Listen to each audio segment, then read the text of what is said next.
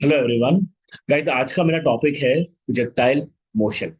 तो अपन स्टार्ट करते हैं प्रोजेक्टाइल मोशन को। प्रोजेक्टाइल मोशन क्या होता है? प्रोजेक्टाइल मोशन होता है एक case of vertical free fall. यानी कि अगर कोई ऐसा मोशन जो सिर्फ और सिर्फ ग्रेविटी के इन्फ्लुएंस में हो रहा हो, तो इस टाइप के मोशन को हम कहते हैं प्रोजेक्टाइल मोशन। तो प्रोजेक्टाइल मोशन की थ्योरी को थोड़ा सा और बेटर अंडरस्टैंडिंग के लिए हम टॉपिक में आगे बढ़ते हैं और स्टार्ट करते हैं टॉपिक हमारा प्रोजेक्टाइल मोशन। सो सबसे पहले प्रोजेक्टाइल मोशन होता क्या है? वी कैन राइट यहाँ पर कि मोशन मोशन दैट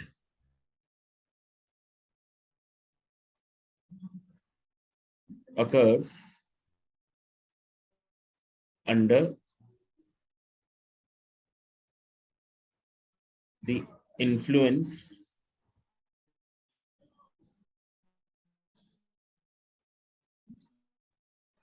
of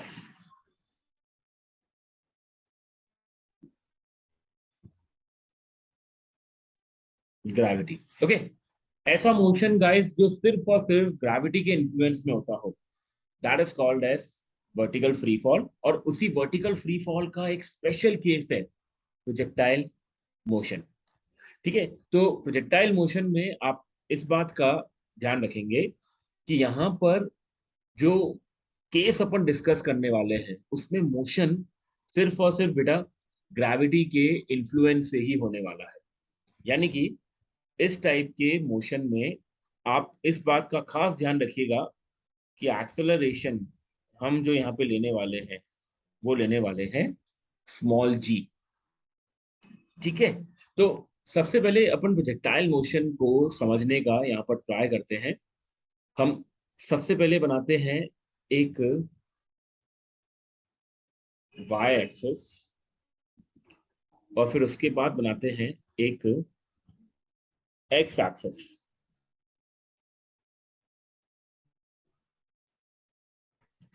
ठीक है, हमने सबसे पहले बनाया वाई एक्सिस, फिर अपन ने बनाया एक एक्स एक्सिस।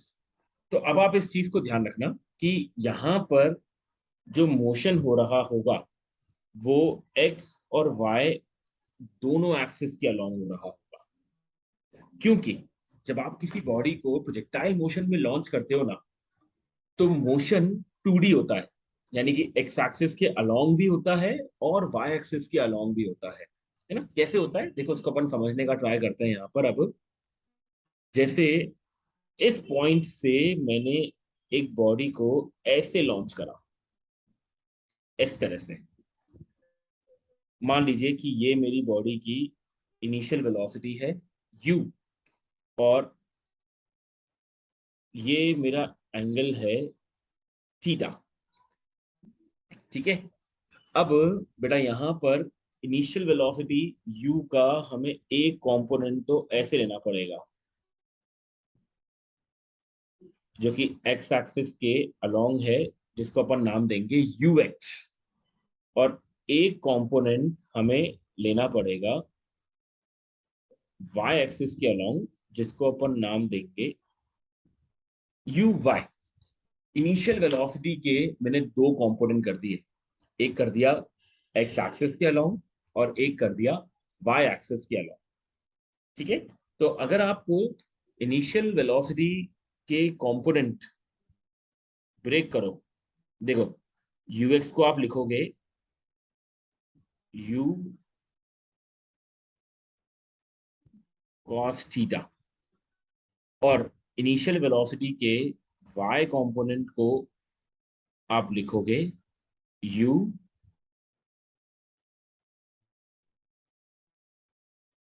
Sine theta. ठीक है, यूएक्स को लिख दिया यू कॉस थीटा और यूआई को लिख दिया आपने यू साइन थीटा। अब हम यहां पर इग्नोर करते हैं एयर फ्रिक्शन को, है ना? सो इफ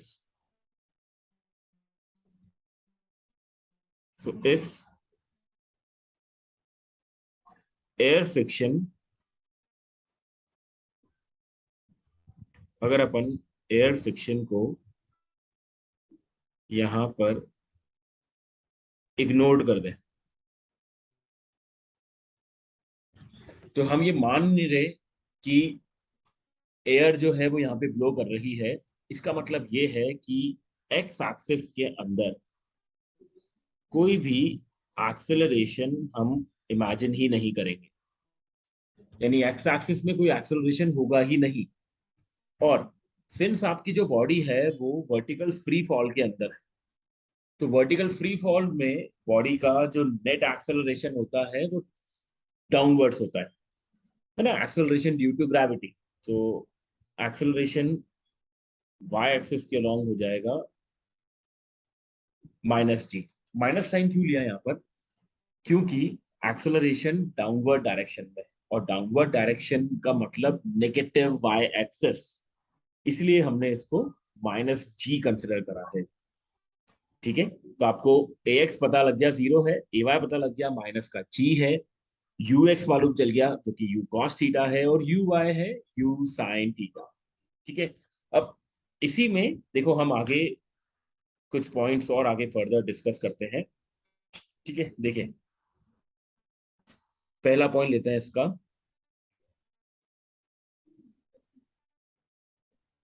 इसमें पहली चीज जो अपन को फाइंड आउट करनी चाहिए वो है velocity, velocity after time T. ठीक है, किसी टाइम टी के बाद मुझे अब वेलोसिटी फाइंड आउट करनी है ना, किसी टाइम टी के बाद मुझे वेलोसिटी फाइंड आउट करनी है कि वो क्या होगी। तो अब किसी टाइम टी के बाद वेलोसिटी अगर आप देखोगे तो वो एक्स एक्सिस के अलोंग भी होगी और वाई एक्सिस के अलोंग भी होगी। तो हम इक्वेशन ऑफ मोशन को अप्लाई कर सकते हैं एक्स और वाई दोनों एक्सिस के अलोंग। ठीक है, तो अगर अपन सबसे पहले वाई एक्सिस के अलोंग देखें, और सबसे पहले वाई एक्सिस के अलोंग देखो, तो मेरा वी वाई आ जाएगा, that is you Y plus A Y T. ठीक है, सो वी वाई यहां पर बन जाएगा मेरा यू वाई बन जाएगा यू साइन थीटा, अभी देखा था अपन ने ऊपर, u sine theta. Acceleration y axis में माइनस जी है, so it is minus g t. ठीक है, तो ये मेरा हुआ वी वाई, किसी सर्टेन टाइम टी के बाद वेलोसिटी का वाई कंपोनेंट। ठीक है, चलिए अब अपन आगे निकालते हैं। वी वाई हो गया मेरा। ठीक है, नाउ वी एक्स, अब अपन वी एक्स निकालने का ट्राई करते हैं यहाँ पर। ठीक है, ओके, नेक्स्ट वी एक्स निकालते हैं अब। चलिए, ठीक है, जस्ट अ मोमेंट। यस, अब गाइस अगर मुझे वी एक्स निकालना है ना, तो देखो आपको अब वी एक्स निकालना है, तो वी एक्स बराबर you x plus A x T. ठीक है, अब एक्स एक्सिस में बेटा एक्सेलरेशन तो है नहीं, तो उसका मतलब वी एक्स बन जाएगा यू एक्स के बराबर। ठीक है, यानी कि इसको अपन ऐसे लिख सकते हैं कि जो मेरा वी एक्स बन गया वो बन जाएगा यू कॉस थीटा। ठीक है, जो मेरा वी एक्स बन गया वो बन गया मेरा यू कॉस थीटा। तो वी वाई आ चुका है, वी एक्स आ चुका है। अब मेरा पर्पस ये है कि ये दोनों वेलोसिटी वेक्टर किस एंगल के ऊपर इंक्लाइंड होंगे, तो ये भी अपन निकाल सकते हैं। कैसे?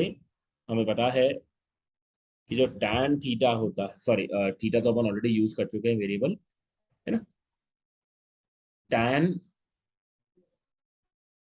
अल्फा, अल्फा अपन यहाँ पे यूज लेते हैं वेरिएबल, tan अल्फा होता है वेलोसिटी का y कंपोनेंट, वेलोसिटी का y component divided by velocity का x कंपोनेंट, है ना। तो ये वो एंगल होगा जो फाइनल वेलोसिटी हॉरिजॉन्टल के साथ बना रही होगी, ठीक है। So tan alpha will be v y upon v x, तो यहां से अपन वो एंगल भी फाइंड आउट कर सकते हैं। परफेक्ट है, ठीक है। तो ये मेरा पहला पॉइंट हुआ जहां पर मुझे किसी सर्टेन टाइम टी के बाद वेलोसिटी फाइंड आउट करनी होती है। चलिए अब बनाते हैं हमारे सेकंड पॉइंट के ऊपर।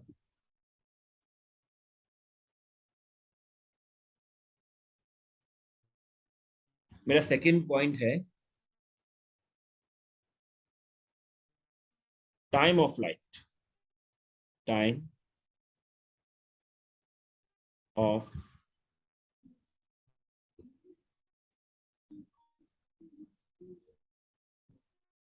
Flight.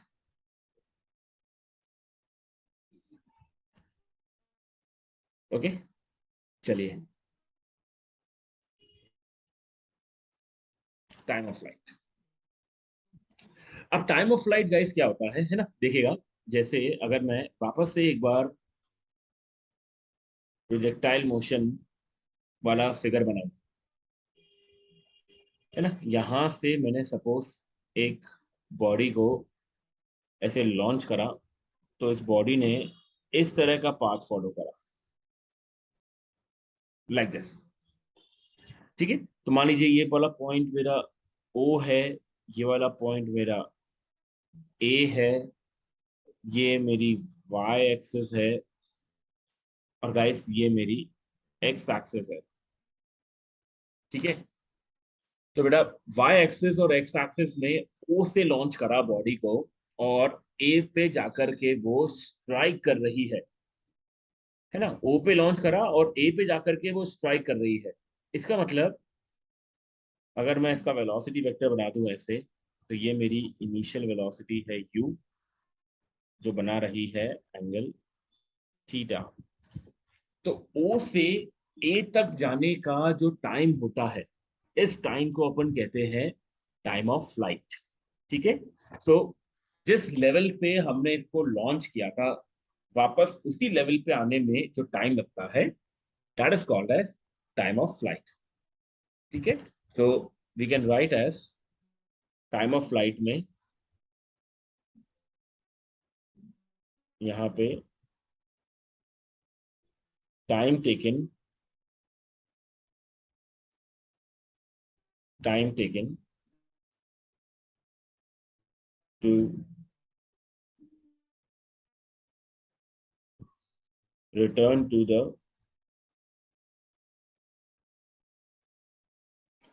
time taken to return to the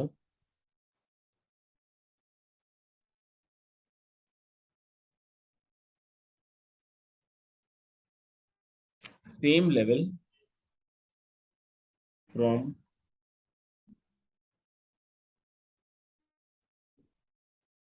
where it was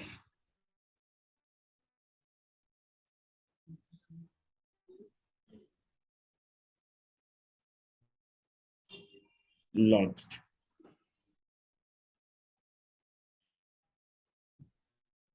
ठीक है।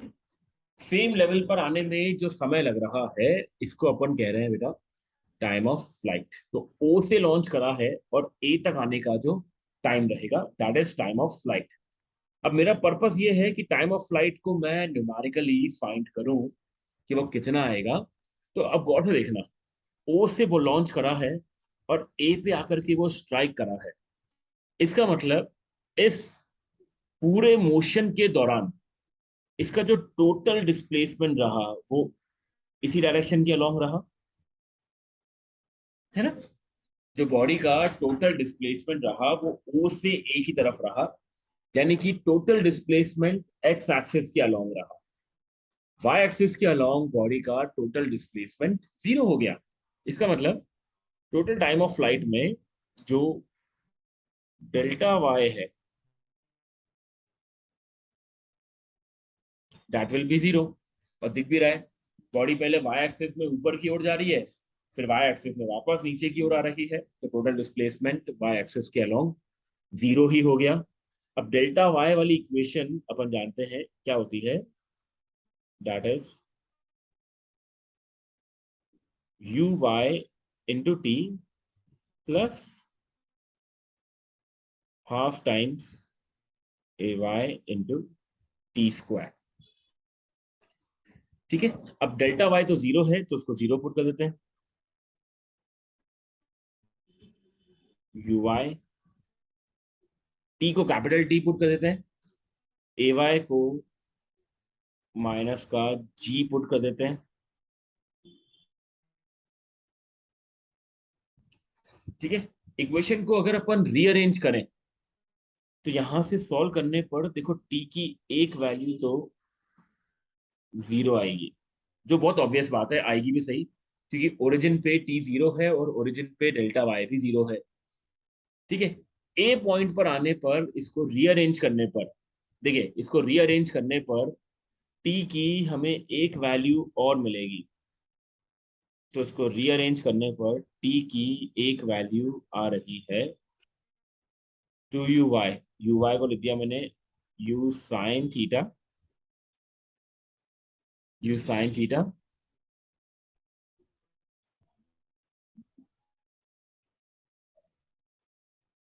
Upon g. ठीक है, तो यहां से आपके पास टाइम ऑफ फ्लाइट कैलकुलेट करने का फॉर्मूला आ चुका है, that is two u sine theta upon g. ठीक है, सो टाइम ऑफ फ्लाइट किस पे डिपेंडेंट है, टाइम ऑफ फ्लाइट डिपेंडेंट है इनिशियल वेलोसिटी के वाई कंपोनेंट के ऊपर। ऑलराइट, चलिए, तो ये मेरा ये वाला पॉइंट फिनिश हुआ। अब आते हैं नेक्स्ट पॉइंट के ऊपर। इसके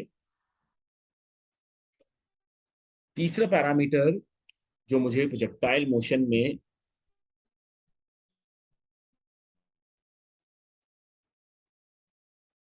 फाइंड आउट करना होगा, देखो वो क्या है, वो है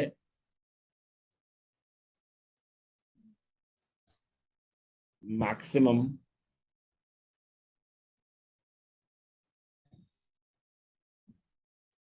हाइट, है ना। देखो वो क्या है, मैक्सिमम हाइट है।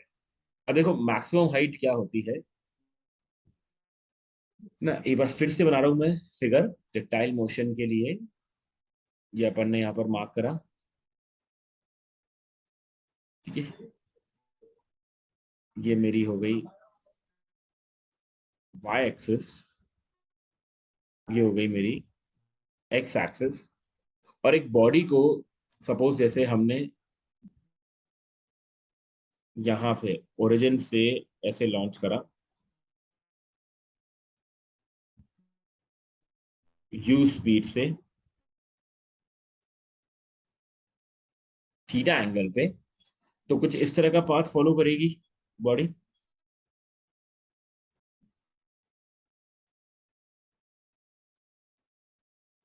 ऐसे। ठीक है, तो देखो मैक्सिमम हाइट क्या है, ये जो मुझे ये डिस्टेंस जो दिखाई दे रहा है ना, दिस वन, ये है मैक्सिमम हाइट। यानी कि एक बॉडी वाई एक्सिस के अंदर मैक्सिमम कितना डिस्प्लेस हुई, दैट इज मैक्सिमम हाइट, इसको अपन मैक्सिमम हाइट कहेंगे। ठीक है, तो इसको मैंने कैपिटल एच नाम दे दिया। ठीक है ना, अब आप गौर से देखो इसके अंदर हाईएस्ट पॉइंट पे अगर आप वेलोसिटी वेक्टर बनाओगे, आप हाईएस्ट पॉइंट पे वेलोसिटी वेक्टर बनाना, देखो ऐसे बनेगा क्या, लाइक दिस। हाईएस्ट पॉइंट पे वेलोसिटी वेक्टर ऐसे टेंजेंशियल बनेगा, यानी कि हाईएस्ट पॉइंट पे वेलोसिटी का सिर्फ और सिर्फ एक्स कंपोनेंट होगा, हाईएस्ट पॉइंट पे वेलोसिटी का y कंपोनेंट तो हो ही नहीं सकता,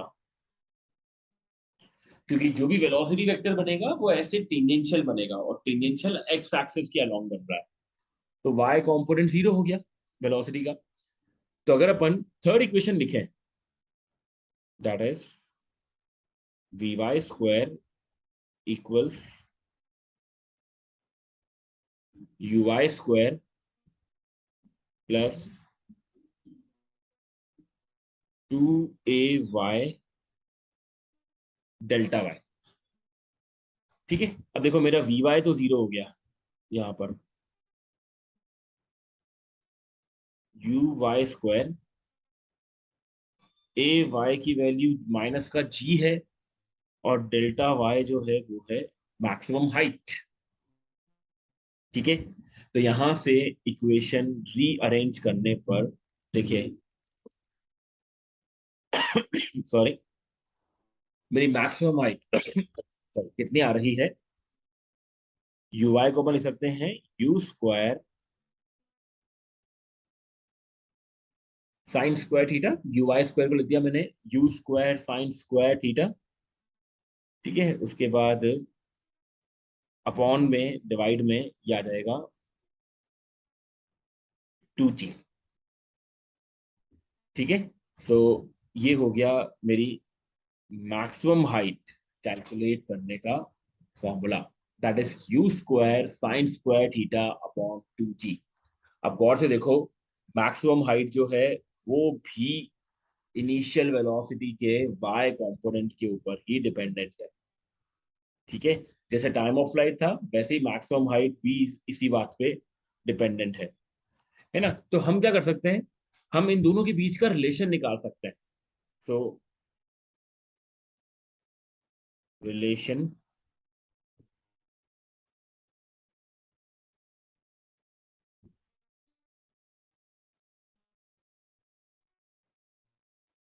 between maximum height and and time of flight. ठीक है, देखो मैक्सिमम हाइट और टाइम ऑफ फ्लाइट के बीच का रिलेशन, हाइट आपको पता है you y square upon 2g है, टाइम आपको पता है 2uy अपॉन 2g है। इन दोनों इक्वेशन को जब आप डिवाइड करोगे स्क्वायर करके, है ना, क्योंकि h में क्या है देखो यू वाई स्क्वायर आ रहा है, तो आप t को स्क्वायर करके h से डिवाइड कर दोगे ना, तो यहां से देखो आपके पास जो इक्वेशन बन जाएगी इन दोनों की, वो बन जाएगी h बराबर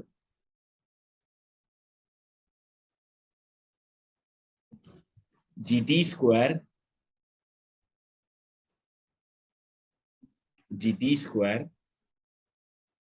जस्ट h बराबर जी टी स्क्वायर अपॉन 8। ठीक है, ये होता है relation between the maximum height and the time of flight. ठीक है, मैक्सिमम हाइट और टाइम ऑफ फ्लाइट का आपस में ये रिलेशन होता है, जी एच बराबर G T square upon 8। Alright है, ठीक है, ये मेरा थर्ड पॉइंट हुआ यहाँ पर। ठीक है, अब मेरा फोर्थ पॉइंट है, देखो इसमें मुझे फाइंड आउट करना है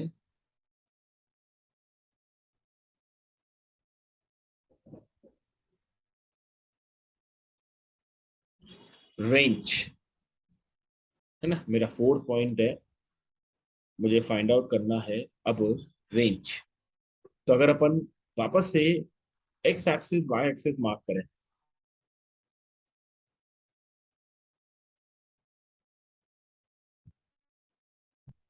ठीक है, ये आपने एक्स एक्सिस और वाई एक्सिस मार्क कर दिया,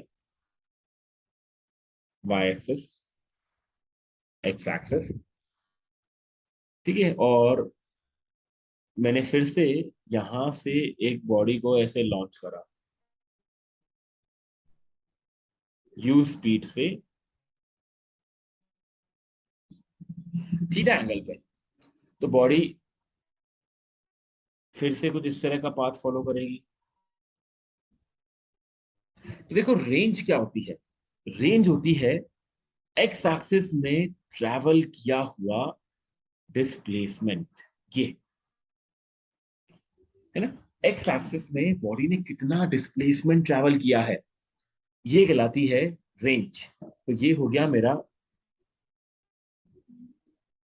आर। ठीक है, तो आर अगर मुझे फाइंड आउट करना है तो इसके लिए मुझे एक्स एक्सिस वाली इक्वेशन अप्लाई करनी पड़ेगी। सो सो डेल्टा एक्स क्या हो जाएगा, you x into t plus half A x into t square. ठीक है, अब एक्स एक्सिस में एक्सेलरेशन तो होता नहीं है, वो तो जीरो हो जाएगा। तो डेल्टा एक्स हो जाएगा मेरा आर, यानी कि range. You x will be you cos theta. ठीक है, अब जो स्मॉल टी है ये एक्चुअली क्या होगा, रेंज को कवर करने वाला टाइम, जो एक्चुअली क्या है, टाइम ऑफ फ्लाइट। तो ये हो जाएगा you cos theta into T. ठीक है, तो रेंज का पहला फॉर्मूला तो मेरा क्या आ गया, you cos theta into T. इसी को अगर मैं थोड़ा सा और आगे रीअरेंज करूं तो ये बन जाएगा, टी को मैंने लिख दिया 2u sin theta upon g. ठीक है, तो ये बन जाएगा मेरा 2ux into u y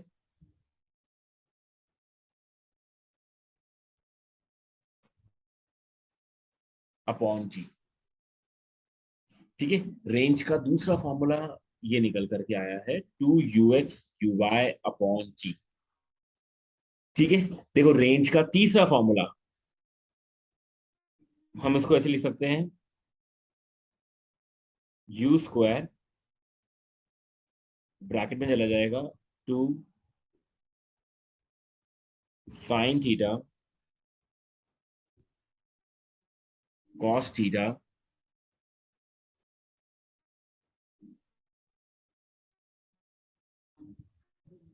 upon g. Now what is 2 sin theta cos theta, देखो 2 sin थीटा कॉस थीटा होता है sin 2 थीटा। ठीक है, तो यहां से देखो आपके पास रेंज का तीसरा फॉर्मूला निकल करके आया है, जो क्या कहता है, यू स्क्वायर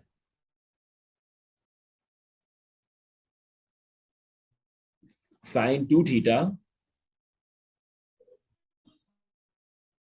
अपॉन जी। ठीक है, तो रेंज का हो गया ये मेरा तीसरा formula, u square sin 2 theta upon g. Range का दूसरा formula 2ux u y upon g. और रेंज का पहला formula u cos theta into t. तीनों एक ही है फॉर्मूले, अगर आप गौर से देखो तो तीनों एक ही है, बस तीनों को लिखने का जो तरीका है वो डिफरेंट है। ठीक है, तो रेंज की मैक्सिमम वैल्यू कौन से एंगल पे आ सकती है, साइन थीटा जब मैक्सिमम हो तो वो 90 पे होता है।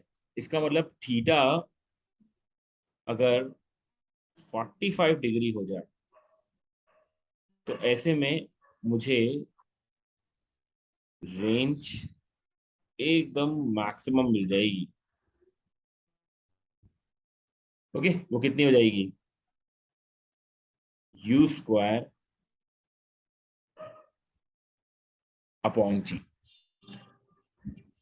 ठीक है, तो आई होप ये लेक्चर आपको बहुत बेटर समझ में आया होगा, जो प्रोजेक्टाइल मोशन हमने डिस्कस करा है। ठीक है, चलिए, थैंक यू सो मच।